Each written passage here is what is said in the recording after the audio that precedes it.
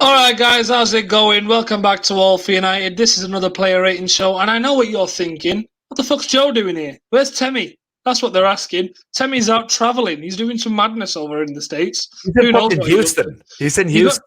He's on a week-long bender. That's what Temmie's doing. He's lucky, and he'll be going on for another week after this result.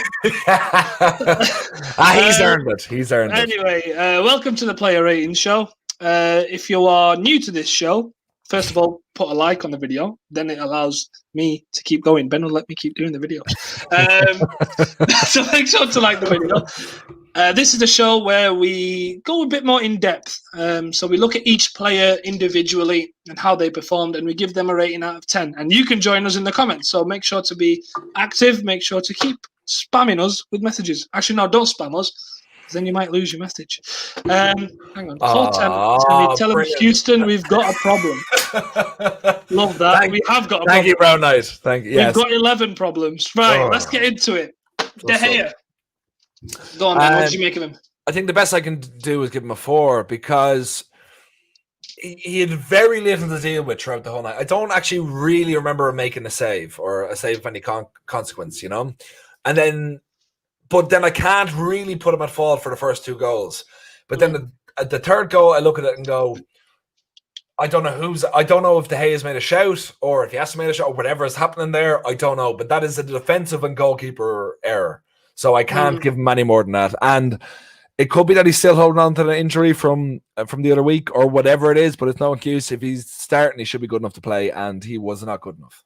Yeah, I'm going to go with the 4 as well because I thought the third goal was probably the only one that you could point at him and go, well, there should have been either Maguire clears it or he comes out to get it. But it's one of those where you go, he couldn't really do a lot about the other goals. But yeah, exactly. Brown Knight's been very kind here. 6. What? I'm not sure. I don't know. Well, tell us why. Why do you think it's 6? There's a comment here about centre backs, but we'll get into that in a minute. Yeah. Right back, Aaron Wan-Bissaka. This is going to be interesting. It's so disappointing, so soul destroying, because for me he is still the best defensive right back in the world. I feel we discussed this earlier on in the previous video. I was trying to figure out, and that's why I was asking you, because you are Mr. Tactician, and I will go to you for all these sort of things of why it felt like he was put in an uncomfortable position of not being allowed to play his natural game. So he was at fault for goals. He was very, very poor, and especially in the first half. I can't really give him any more than a 4. It's kind of going to be the same sort of number across the back line. He picked his game up a little bit, but there's no more than that. It was probably the worst game I've seen him play for United. And we did discuss this earlier on. There might be new people here, but for me anyway, it seemed I can blame the coaching staff for that. For the only player on the starting 11 that I can blame the coaching staff is Wan-Bissaka, because it does genuinely feel like he was told to do something that he isn't comfortable doing. Sorry. Yeah, I personally am giving him a 4. I mean, Barry's in the comments; he's giving him a 2. Okay, Barry. Okay, all right. Have another sip. So I've given him a 4 because I said 3, didn't I? Because did I say 4? I meant 3. You did say, I meant 3. He was terrible. I agree with you in that was his worst game. Quite easily, because in the first half he was getting caught out so easily. I mean, at one point you mentioned. I mean, we mentioned it in the match reaction, so I don't want to say too much, but. You can watch that video to find out, but he did have a little change in the way that he played and the way that he positioned. But I thought that might have been either to cover or it could have been to support the midfield a little bit more. Because as we'll get into, I didn't agree with the midfield that we started with. So maybe it was a case of helping just retain the ball. I'm not sure. But Karthik, what summed up his performance entirely, especially in the first half, was when he tried to do the kind of back heel to get by who was ever close to him down, and he basically just tripped over himself. His head was out of the game. That's what I mean. When I say it's very unlike him, because he's so assured, especially attacking. He knows he needs to work on that. But I've never seen him so self-doubting, self-critical of his own performance going back, because he would never make a mistake like that. If he was stuck in that position, he was just like a proper defender from the 80s. He's just booting in the rosette. Do you know? Yeah. He would never put himself in that position, which is why I'm kind of looking at it more as coaching-wise. Like, I'm not worried about him at all going forward. Like, he's still... No, of course, yeah. No, not at all. But, like, today's game, something happened to him, or something was said to him for to play that badly, I feel. Yeah. There's a comment here that I want to address. Wan-Bissaka is great in 1v1s, yep, but can't defend crosses. Keeps getting exposed and seems to hug Lindelof, leaving the back post free for the attacker. On that particular example that you're giving there, usually when the ball's on the other flank, you want your right back to tuck in a little bit. Maybe the distance, you can argue that, yeah, you don't want to get him too close to Lindelof, but essentially you do allow the attacker at the back post a bit of space, because you want to have, as a defender, you are coached to have your distance spot on, so that you are keeping the centre of the pitch protected, but you can quickly get back out to the guy at the back post. So what you're referring to is not that he's bad at defending crosses, but he's bad at judging his space. Maybe that's a better way of saying it. But I do agree with that comment. So yeah, I've given him a 3. Joe's given him a 4. Brown Knight's gone with a 4 as well. Thank you, Brown Knight.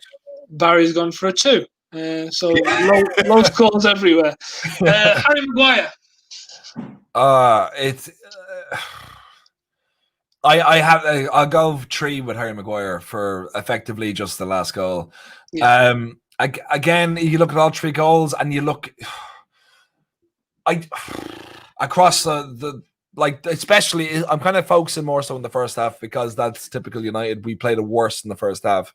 We were so unassured, just so tepid, and so like there was no strength whatsoever. I don't know where that came from, because we've, like I said, Lindelof and Maguire have been so good since I know that it was Bailly that started alongside Maguire in the Spurs game, but since that game we've been so self-assured, and the way it went since, like, for tonight as well, whatever was the pressure that got to him, whatever happened, it was fairly fucking miserable. And especially for the last goal, whether it's De Gea or whether it was him, but it's a 3, definitely. Yeah, 3 from me as well. Again, because of the last goal. You as a United captain, as any captain, you're not letting that you don't leave that. You either put your name on it and clear it, or you're telling De Gea, get the fuck out of your goal and come and collect it. Yeah, you don't just keep quiet. So yeah, 3 from me. Brown Knight says a 4. Fred says, thanks for addressing. That's what we do here on All for United. This show includes you. It's interactive. So stick around. Make sure to like the video. Wait. You're not related to the other Woodward, are you? Oh, yeah. If you're related to the other one, then you're not welcome here. Yeah, but we take back all our interaction. I assume that you're not related in this parody account, but sure. More comments on Maguire. Isaac thinks Maguire was our best defender. Hard to look good in the first half with Lindelof and Shaw either side. Interesting. I wouldn't. If you're saying he's the best, I would say, like, I'm not going to give anyone over a 4, so he's the best of 5. Do you know? So, Nikos says 3 out of 10. Okay. Another 3, another 3. It seems to be 3s all around for Harry Maguire. So people are agreeing with us for a change. Left centre back then, Luke Shaw. Look, you're going to love me for this, Karthik. He's getting a 2. And that's only because I will never give someone a 1 unless, they murder my family. And I don't entirely blame him. Again, this is a Solskjaer problem, that he put him in that position when we've been saying, and we all know, Axel Tuanzebe is a first of all, he's an actual fucking centre back. Yeah. He's actually trained in that position to play there. And then Shaw is only after coming back from injury and all like that. There was no, and first of all, and I can go on for ages on this, but like, Shaw was not up for this game whatsoever. All right. And especially when we were down to 10 men, sorry, not down to 10 men, but we were down 2 goals down, to keep him on after that point is just negligence. So there was nothing Luke Shaw added to this game. In anything, but like, I put that down to the management for putting him in that position in the first place. But he was a 2 at best. Yeah, I don't think he should have started the game. I don't even know if he's fully fit, because he's been away for so long, and just to throw him in was quite strange. I didn't understand it. I think it would just upset you, to be honest. Probably just throw Tellez and Shaw on the same team and go, now see what you feel. How do you feel now? Oh, anyway.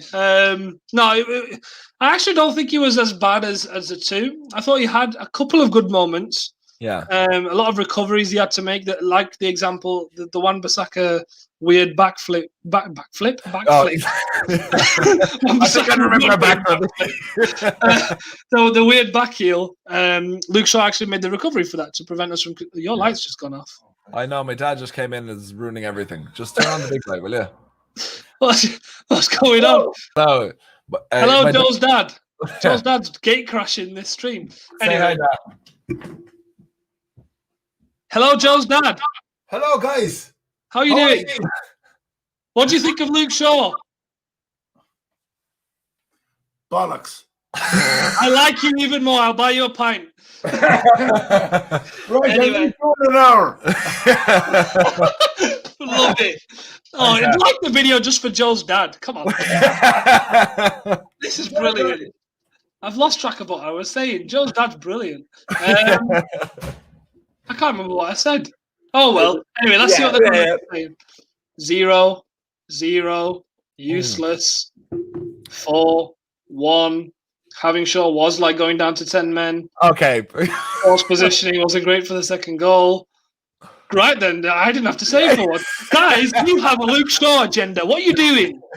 Stop having an agenda against Luke Shaw. He's our best left back. He's a best left centre back in a 3-man defence. Oh, bloody hell. Stuart says, get this man on the show. We need Joe's dad on here. Ben, recruit him. Can't afford him. He's got 2 pensions. Oh, Jesus Christ. Fair enough. Left wing back then, Alex Tellez. Yeah, I thought he thought he was fine, to be honest. For me, he was the best in the defense. I give him a 5. Maybe that's more so out of the fact that I was so frustrated that we took him off. Mm-hmm. Because when you're 2-0 down, you need an attacking threat. Keep him on the pitch, and especially at halftime. That infuriated me. I don't think he wasn't involved in any goals. It took him a little while. He had a couple of free kicks or a couple of crosses in the first, maybe 15-20 minutes that went nowhere. But after a while, he got into the game, and I felt he was more of a threat. So he was definitely going forward the best of our defensive line. So I'll give him a 5 out of 10. Very important question. Can we replace Joe with his dad for the rest of the show? Ooh. Well, Gavin's loving you. I love Joe's accent. Oh, thank you, Gavin. Finally, someone likes me. Okay, and thank you, Ben. Okay, I appreciate the love. I really do. Okay. Have I given my rating for Tellez? No, not yet. I'll give him a 5. I thought he didn't do anything amazing, and I don't think he did anything terrible, which is a bit worrying because in the last 3 weeks, I thought he's not been great.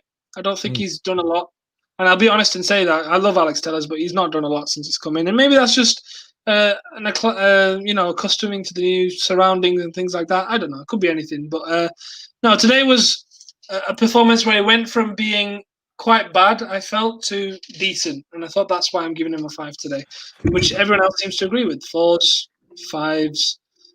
Joe, is that a Chelsea shirt under the sweater? No. What? Does that? No. Yeah, Brian, I don't. Okay. All right. Oh, wrong one. There you go. Yeah, there we go. Thank you, Brian, for trying to call me out, though. It was odd that Tellez came off before Shaw when we reverted to a back foot. Yeah, I agree. 100%. Unless the thinking was that he wanted a bit of a better defender in that position, and then Shaw was just not doing his job. Maybe that's what it was. I'm not sure. I can't explain that one, to be honest. I don't know. It's just a weird one. Moving into midfield then. Now, before we go into these ratings, I do want to say that I don't think this should have been the midfield that started. And that's going to reflect in my ratings of them. Even if they did okay, I thought it was screaming for a progressive midfielder in there. And that's why we discussed in the match reaction whether Pogba was a part of the plan originally. And, of course, we'll give Pogba a rating for when he came on. But, the midfield wasn't good for me. Karthik, can I ask you, when the switch was made, were you happy with Donny, or did you think it would be Pogba? I was hoping it would be Donny, because I had the conversation with the guy I was watching the game with, and he said that it shouldn't be Pogba because he'll be too lazy. And I said correct, which is why it should be both at the same time if we're going to bring on Pogba. It should be with another midfielder and make it a diamond. Because I thought Donny was just going to come on for either Matic or McTominay and sit. But he changed the shape to the diamond anyway. So I thought, oh, brilliant, this is fine. Because it showed when we started playing that it affected how we moved the ball forward. And we'll get into Donny's rating, obviously. But that change did help. So we'll start with McTominay. What did you make of him?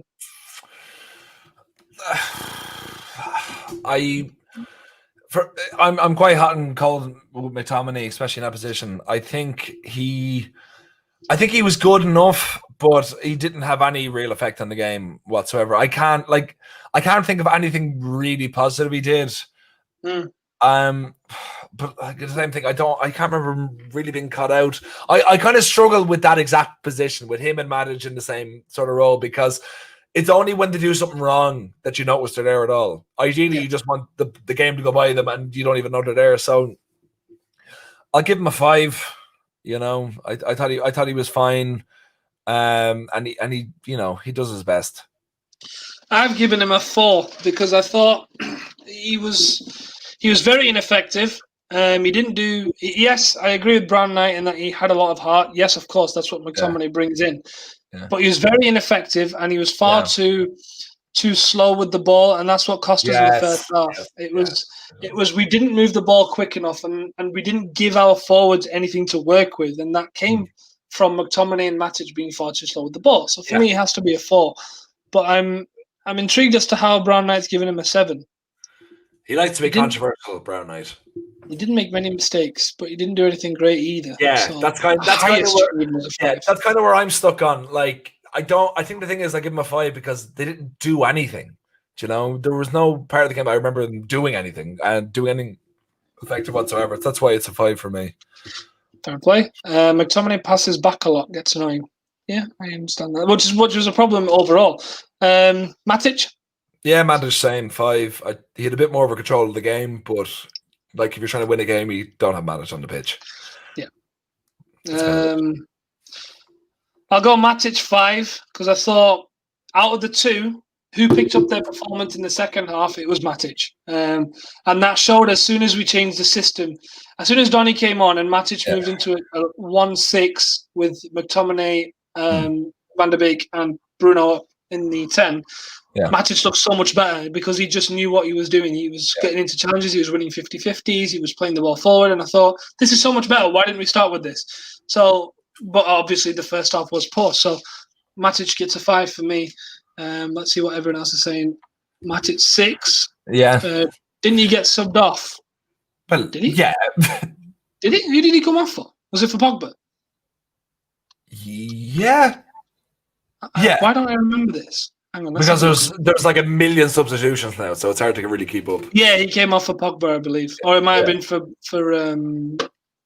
no, it was for Pogba. Yeah. Anyway, moving forward then, Bruno. I see. The problem is, Leipzig for the first 25 minutes were so in control, and I was very worried because Bruno got substituted in the first 5 minutes or whatever. I was kind of worried he wasn't going to last the game because he was so hot-headed, whatever was going on. It took him a little while for the game to free up a bit, so he could actually get into it. And then once he did, he was controlling things. He was a lot better, and of course, he scored a penalty. So I'm going to give him a 7. Yeah, because I think he was effective. I think it's just the fact of when you're the best player and the players around you aren't on the same wavelength that it doesn't add up. He was doing a lot of great balls, a lot of great passes, and the free kick off the crossbar. I'll give him, I think, a 7 works best for him. I'm going to go 6. Similar reasons, really. He was one of the brighter spots. He was trying to make things happen, but I thought one thing that really annoyed me was his set piece delivery. It just wasn't good enough today. Free kicks, corners, they were all so poor, and I was thinking, that's right, actually. Yeah. It's not good enough for me. Just a quick one back on McTominay and Matic. You can't blame them as Leipzig overloaded the midfield, especially as they didn't have an orthodox striker in Olmo, which further added to their midfield. Yeah, they overloaded it, but that's when you have to be quick with the ball, and that's where my criticism comes in. Yeah. Ratings for Bruno, Stuart says 6. Another 7. Agrees with you there. Gavin saying 6 because he created some chances. Free kick was good. I think he means the one they hit the bar with. Set pieces were really bad, though. Yeah. Bruno isn't a corner taker. Yes, he is. Yeah, he is. Yeah, he 100% is. Tellers and Matt. Yeah, they take corners better, but that doesn't make Bruno a non-corner taker. Yeah. Bruno would have done better if there were other players bringing the press with him. Won the ball a couple of times when he pressed, but it wasn't enough of a team effort to press. We've discussed this actually in a previous player ratings video where the press isn't, as a unit, it's very broken and it's not really organized. And I think that's a common theme. Maybe, again, you have to think about the lack of time they get to work these things. They don't really get a lot of time to train. So a lot of it's recovery. So maybe that's what it is. I don't know. It's hard to explain these things. Over to the two strikers then. Greenwood? I don't know. Maybe. I was like, he lit up a couple of times throughout the game, but like he didn't really do anything. He had a good opportunity in the first half, which I was surprised he didn't put in the back of the net, because I felt every time he is in that position, it tends to go in. I'm struggling between 5 and 6. I suppose since he did actually score, I'm gonna have to give him a 5. I thought there was at certain points of the game he was electric and there was a lot of things happening, but he was just quiet throughout. Really, overall.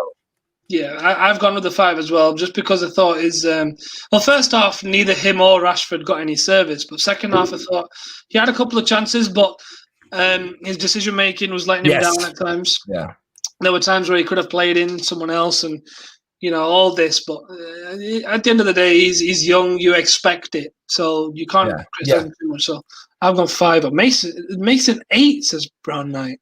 Jesus. Brown Knight, what are you drinking? Can we have some of this? Jesus. 8. Yeah, Stuart. 8. Yeah, I agree with Stuart. 6 out of push. Yeah. Also, there's a conversation about a breast. We know where your mind is. Best presser, and that's Lingard. Yeah, I agree. Actually, that's actually very true. Yeah, true. Greenwood 4. We needed the first chance he got. Yes. Couple wrong passes. Decision making is bad. Yeah, agreed. Rashford then. I'm gonna give him a 5. I felt we needed more. We needed so much for him, and the reason I'm giving Greenwood the number he has, and the reason I'm giving Rashford the number he has, is because they're still young. They still have to grow and learn and stuff like that. But Rashford for me and for us is basically one of the senior players in our team, even at 23. And he had a couple of opportunities, a couple of good runs and stuff like that. But we really needed a goal from him tonight. We really needed a big performance, and it just wasn't there. It just didn't happen for whatever reason, and it was very, very frustrating. I felt like there was a positive thing happening with him. I felt that he was in the game and he was doing everything he could do, but it just didn't happen. So the best I can give him is a 5. Yeah, I've gone 5 as well. He really struggled to. He did a lot of things where you think, oh, he's trying something here, great, and he's making things happen, but they weren't coming off. And it's just one of those days where nothing he tried was happening, and it didn't help that in the first half he didn't get a lot of supply. Brown Knight agrees with the 5. There's a couple of 2s here. No, that's -2. Bloody hell, -2. I love the way there's no space, so you don't know. I do love the way Alcer went not -1 but -2. So he's really put thought into this. Well, Alfred's gone -3. What? Alfred? An interesting question to ask, Gavin. If we had Martial or Cavani, do you think the game would be different? Well, Cavani, yes, because the amount of balls that went to the box, he would have put one. Cavani would have had a goal tonight, 100%.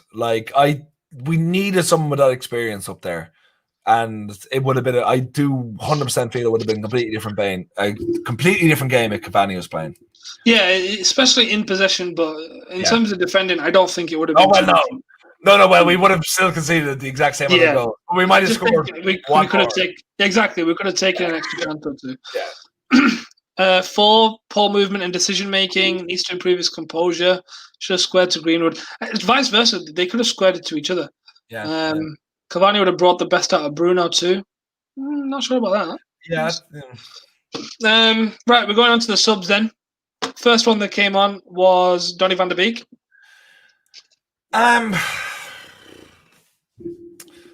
I think I'll give him a 5. I think he came on and he was good. He was energetic, and he's got that mind, and he's got that way about him. But like at the end of the day, I don't think there was any opportunity he created that someone should have scored or anything like that. I don't think he unlocked the defense in any special way that made me think this guy, we need him. We should have had him starting, you know? So like, I think the best I can give him is a 5, but I don't entirely blame him because I think he should have been starting, as we discussed earlier on, but the best I can give him is a 5 for coming on when he did. Yeah, I'm going to give him a 6 because I thought in the period that we played our best football, which was 45 to 60, he showed what we were missing in the first half, which was forward runs, quick interchange, quick passing, and good positioning.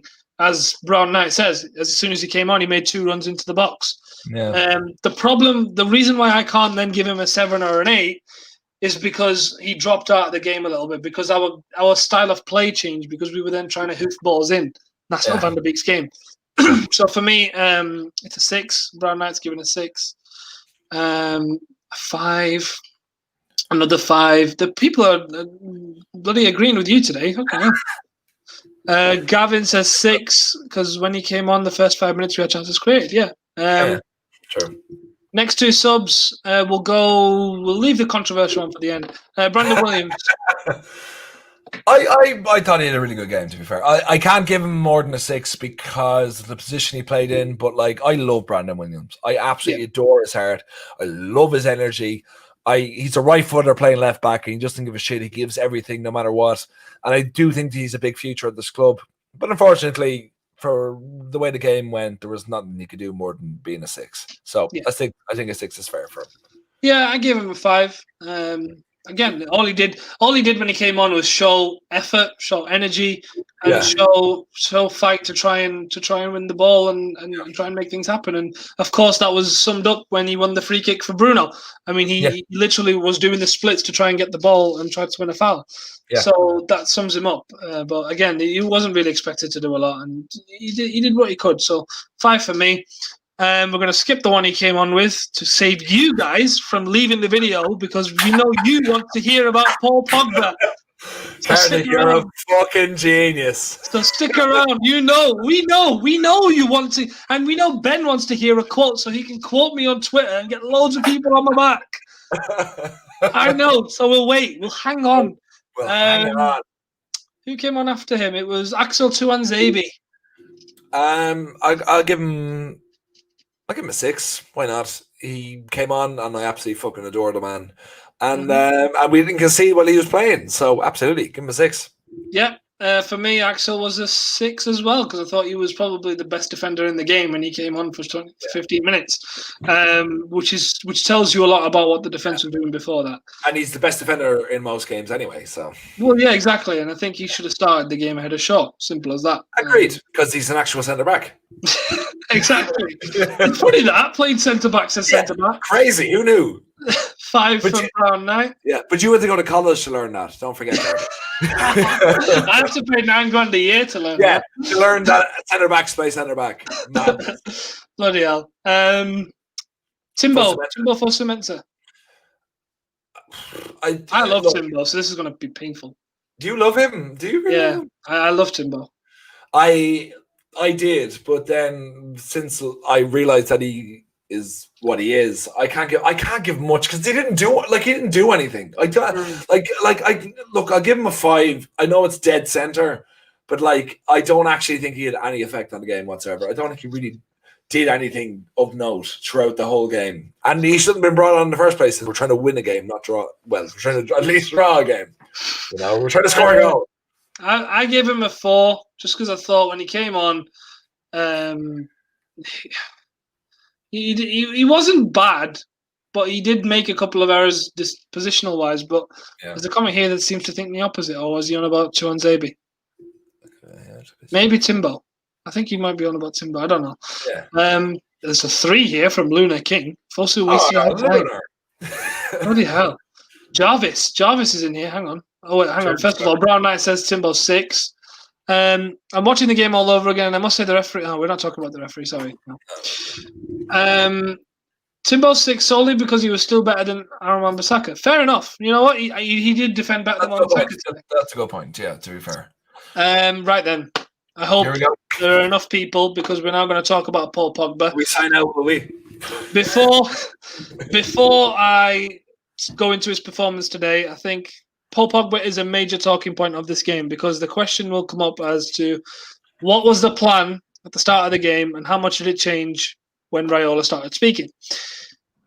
And I think that affected the lineup today, so it is very, very important discussion. So, Paul Pogba came on in the second half. I'm not going to tell you my rating. I'm going to go to Joe first. What was your rating? 8. Okay, go ahead. The reason he's 8 is it took him until his goal, I think, or maybe just before his goal to really get into the game, to find his footing. But once that went in, he had some absolutely insane passes, like into the final third, which if we were a bit more alert or if the defenders were a little bit more asleep, they would have been in the back of the net. I felt in and around the time he got his goal, the game completely changed, and it made me think that we could actually win this game. Once he's in full form, that's what we saw tonight. He is just one of the best players around. And unfortunately, it's too far in between, but whatever that. But we were going to win that game. It would have been down to Pogba, basically, because he was just exceptional when he came on. Okay. We'll see what the comments are saying. Comments get involved. We're talking about Paul Pogba. No one doesn't want to talk about Paul Pogba, so get in the comments. Right. Ben, you can start recording the clip. You can start quoting me now. Quote me now. Paul Pogba was our best player today. Yes. 9 out of 10. Because I think as soon as he came on, he did everything that Paul Pogba is criticised for not doing. Within 5 minutes of him coming on, I saw him make a 25-yard sprint to go and cover the defender. Because I think it was Lindelof who was out of position. Yeah. And he ran 25 yards to get back into his box, held up the man, and forced it backwards. So he prevented a goal-scoring opportunity. So that's one thing he did. Second of all, his passing was incredible today. I don't think he misplaced a pass. He was superb. Oh wait, no, there was one where he passed it back and he nearly led to a goal. The guy was offside. Oh yeah, that was actually very. That was stupid. That was very. It's just hit me in the head now. That was very stupid. But other than that, he was literally our best player. I mean, I just quoted Gavin. He was literally our best player. Yeah, he was literally our best player today, and he came on and he made an impact. And it just made me sit there and think, it is such a shame you have such a shitbag of a fucking agent.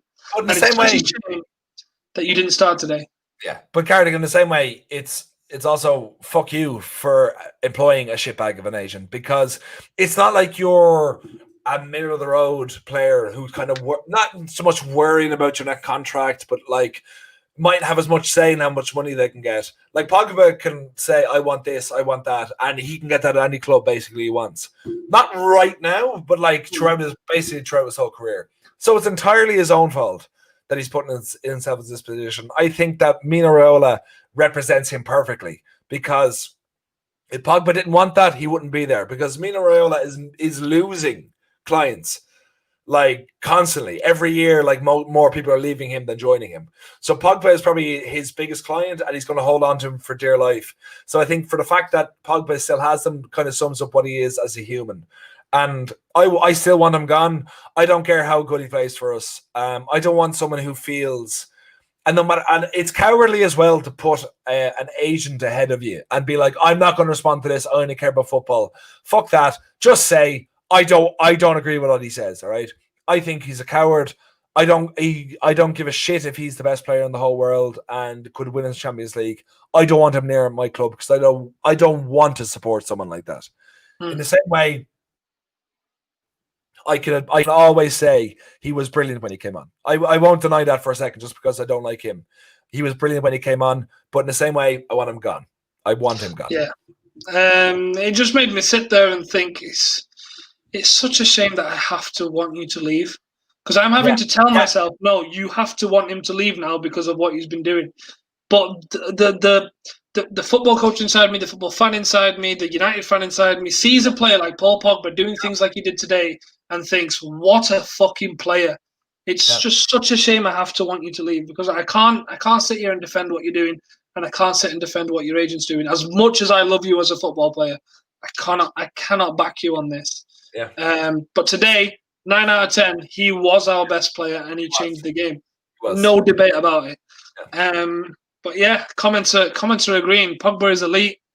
United fans don't. I'm not. Look, let's not say we don't deserve to talk about him. Let's not say we don't deserve a player like him, or he doesn't deserve us. No, he's a good player. He's a very good player. It's just not working out at the minute. That's it. Yeah. End of story. We end the player ratings usually with top performers, but I think it's it's 100%. Yeah. Manager rating. Oh Jesus. I'll give him a 2 because it's the lowest rating I can give someone. I absolutely abysmal. I don't. I know we discussed in the previous episode we had earlier on today, the postmaster reaction, saying that he was kind of stuck in between a rock and a hard place of whether to start Pogba or whether to not. But then the obvious thing is put Donny in there, because that's who he bought. Well, whoever bought him was there to replace Pogba anyway, as I've always seen it. So I think just put Donny in there. Why not? But then I second guess it, because I think I've said this to you before, Karthik, and we've spoken about it on the channel, is that I think Ollie is so kind of obsessed with how he's seen in the world. So every time we want him to zig, he'll zag. You know, and every time it just makes sense. We the whole world says we know you bought Donny to replace Paul Pogba. He'll go, no, I didn't, because then I would have put him in this game, wouldn't I have? So no, I didn't. So I put this in this game. So clearly I know what I'm talking about. I think he is. I think he was absolutely clueless. And in the same way, I shouldn't have to say this every time. I'm not Ollie in. I'm not Ollie out. I am just discussing the fact that what happened today. I thought it was abysmal. I thought the substitutions were abysmal, which is no shock. And I think this game, we are not out of the Champions League because of this game. We're out of the Champions League because of when we lost in Istanbul. But at the end of the day, he made a shambles of it today and doesn't deserve any credit. So I'll give him a 2, because I'll probably never give anyone a 1. I'm giving him a 4, because I thought comments might think I'm being a bit generous, and that's fine. You can quote me on this on Twitter as well if you want, Ben. I thought he made the right decisions in game, but just not early enough, which is why my rating's low. And I thought he set up with the wrong team, so he shouldn't have started Matic and Mctominay together. He made the right decision in changing to the diamond, but when Nagelsmann made his changes of Kluivert and Poulsen, we didn't respond. We didn't respond to those changes, and that's why we lost. So for me, he has to be a 4. Karthik, can I just ask you again, as being the resident technician, why hasn't he learned this? Okay, because this is the biggest critic I have of Solskjaer. I think he's brilliant with players. I think he knows generally what he's doing before he goes into a game. But why does it take him so long to react? I kind of, for me, before you just once, it kind of feels like, if you're looking at it, he looks for permission to react. This is what I'm only putting this out there. I don't know if this is true or not, but he kind of goes, I want to do this. And then he kind of looks over his shoulder and goes, what do you think? And it's kind of a committee meeting. That's the only way I can imagine that it takes him 15 minutes after an obvious thing that should be changed for it to be changed. I can't put my finger on it, because it's a criticism that I make of him as well. I often say that, he takes too long to make subs, or he doesn't change games enough. But you have to say in the last 2 games, he has changed the game quite early. Excuse me. He's made changes at halftime in both games. He's changed system within the game. So I feel like he is learning sometimes, but you said we're starting up wrong. You said sometimes there as well. Yeah, that's the thing. Sometimes it looks like he's making progress and he's learning as a manager, but sometimes it looks like he's making the same mistakes. Like a lineup selection today, the formation could have been okay. That's fine. Yeah. But the personnel wasn't right. And you could say that's limited by injuries, suspensions, whatever, but it was wrong. And the system change that he made was right, but why aren't we making it earlier? He needs to be brave and make it in the first half if he has to. If you're 2-0 down within 10, 15 minutes, you go, well, something's clearly not right. Let's change it. So, yeah, I do criticise him for that. I don't know why he takes that long. Is it due to fitness issues? Is it due to things behind the scenes? Like, for example, the Pogba thing, that was clearly behind the scenes. So how many other things are going on that we don't know about? Yeah. So I think you have to take that into account as well. But, yeah, that's my opinion on it. I've given him a 4. What's everyone else saying? Scrappy win away from starting this cycle all over again. Love him and hate him. Yeah. Seems like everyone's just discussing the game. Right, we'll wrap it up then. Yeah, those were our player ratings. Make sure to let us know what you thought of them. That concludes our matchday content for the day. I hope you all enjoyed the little matchday package that we all put together. This was my first. I was going to say you put together because you. No, I didn't want to say that. No, this is all Karthik, okay? So if you're going to give credit to anyone, give it to this motherfucker to this side of me. Oh, I'm pointing the right way. This is all Karthik. I was literally balancing 3 different platforms at one point, and I was just like, I've got to make this brilliant. Genuinely, and he has done it. Karthik is an absolute sensation, and if you guys want to appreciate him, I will. So I am lucky to have him because I was getting text message saying, do this, do that, do this. I was like, okay. This is great. So Karthik is the fucking godsend. Okay. Cheers. I hope you guys enjoyed the match day package. This will be coming to you every game, hopefully, if I'm free. Otherwise, I'll make sure someone else does it. Simple enough. Yeah. The shout out Joe's dad. There's a comment there.